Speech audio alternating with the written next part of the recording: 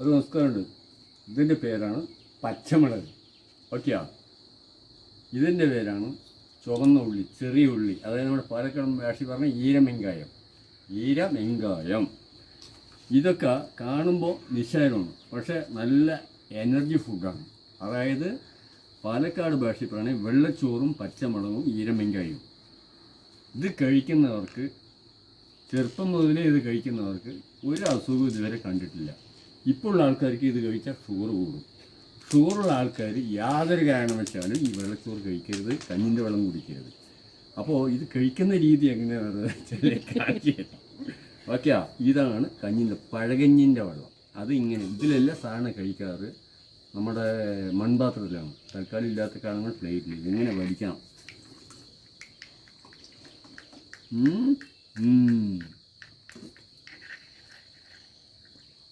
അതിനുശേഷം ഉള്ളിയും കടിക്കുക. ഇങ്ങനെയുണ്ട് പച്ചമുളക് ഇങ്ങോട്ടും കഴിക്കുക.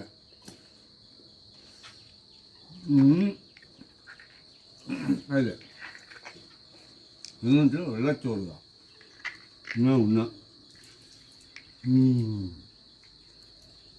അല്ല ഇത് കഴിക്കുമ്പോൾ വർത്തമാനം ഒഴിവാക്കുക. അതിൽ കത്തുന്നു. ഇത് സേവുള്ളോ അകീവുള്ളോ അവിടെ വേണമെങ്കിലും കഴിക്കാം. ഇപ്പം ഞങ്ങൾക്ക് സൗകര്യം പിള്ളത്തണ്ണ. എൻ്റെ വീട് ചെറിയ വീടാണ്. പിള്ളത്തണ്ണയുണ്ട്, പച്ചമുളകൊക്കെ നല്ല എരിവുള്ള മുളകാണ്.